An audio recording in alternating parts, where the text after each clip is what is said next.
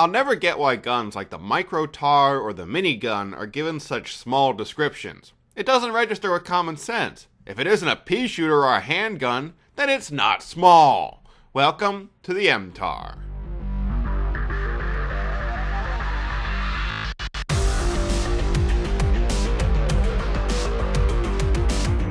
Hello, I'm Raging Amish, and welcome to the MTAR and Black Ops 2 multiplayer. For most of the community, I'm sure this is the first time you've seen the TAR in Call of Duty. But for seasoned veterans, Black Ops 2 marks the second time we've seen a Tavor variant in COD. Specifically, if you go back to MW2, the game featured the very powerful TAR-21 Assault Rifle. It seems at least some of that power has followed us into the future.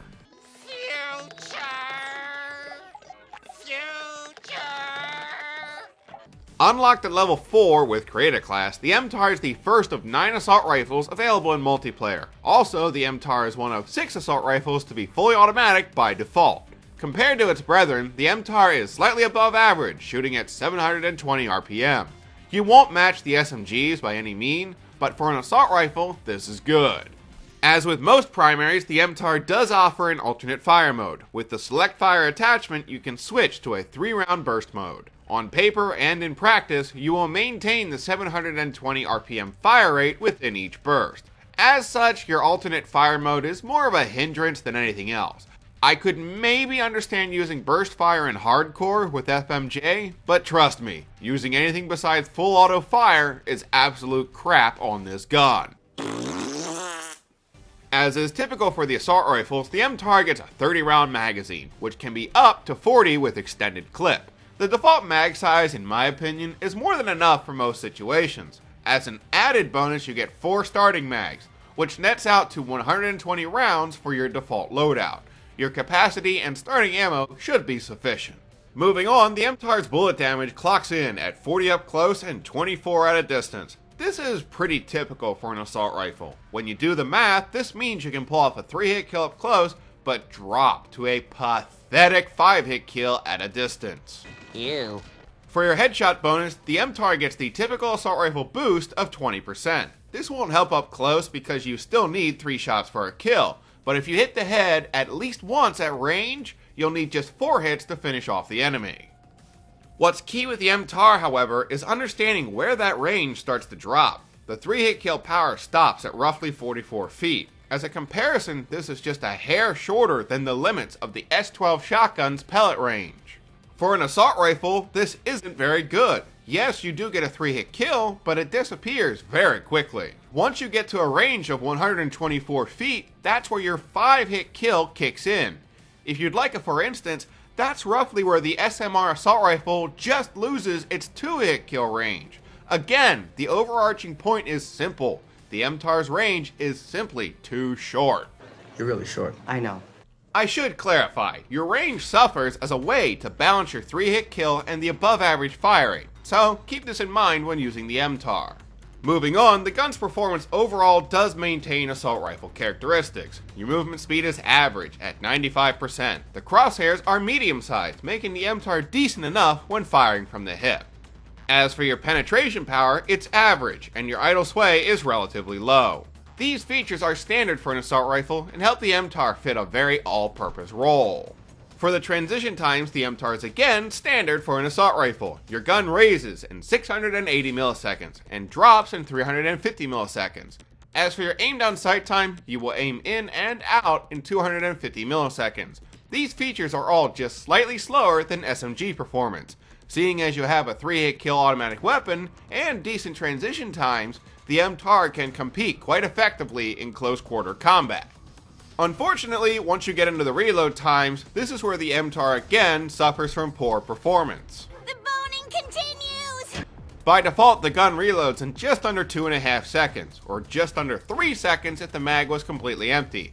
Either way, the bullets enter the chamber at the 1.32 second mark. I highly advise selecting fast mags or mastering how to reload cancel. Moving into the gun's kick, I find the MTAR is difficult to manage. Notably, the recoil has a moderate pull upwards with slight kick from side to side. As such, the MTAR is best suited again for close quarter fights. As I mentioned earlier, you have a 5-hit kill at range. You shouldn't be picking these kind of fights anyway, so the poor recoil shouldn't be a problem. To make things even more difficult at range, your iron sights are poor. The MTAR features a very distinct post, which tends to jump a bit compared to the back sight. Staying on target with these irons is certainly possible, but difficult. Still, these are definitely clean enough for close quarter fights. So, to summarize the naked MTAR, this assault rifle is better for those close quarter fights thanks to its 3-hit kill power and decent fire rate. In a lot of ways, the MTAR is an assault rifle with SMG tendencies. I say that because your reloads, recoil, and bullet range all limit what you can do at a distance. Arguably, the MTAR is an SMG in sheep's clothing. You can't hide what's inside. Keep this playstyle in mind when picking your attachments. Personally, I say your best options include the reflex sight, quick draw handle, fast mag, and extended clip. The reflex is a natural fit seeing as the irons are cleared up. The MTAR becomes more usable in mid-range fights where this primary can still pull off a 4-hit kill. The quick draw is another good choice since the attachment cuts your aimed on sight time in half. You're going to be getting dirty with those close quarter fights. Believe me, the quick ADS speed will help. Finally, either fast mags or extended clip helps counter the MTAR's poor reloads. Fast mags reduces the reload times, and extended clip reduces the need to reload altogether.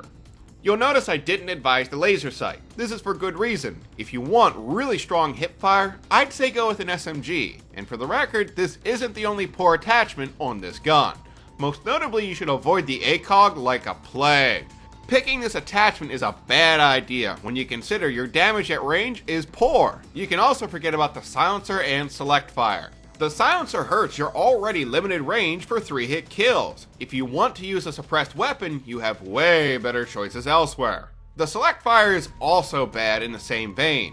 I like the idea of this attachment, but for reasons unknown, the devs made it absolute garbage on the MTAR. Ooh, reasons unknown. Now that's the sort of hook that grabs the attention of me, the viewer. I'm just busting the developers' chops. I like what they designed with the MTAR overall. I'm just saying select fire could be better. The attachment just doesn't make sense. The MTAR very rarely kills in a single burst. Stick with automatic fire and manually pull the trigger.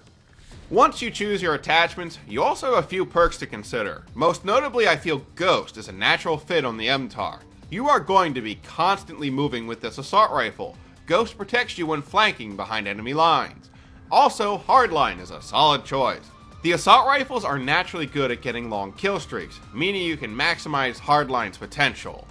As for your green perks, Toughness is the main standout. Said ability protects you from flinching during gun battles, which can be key in close quarter fights.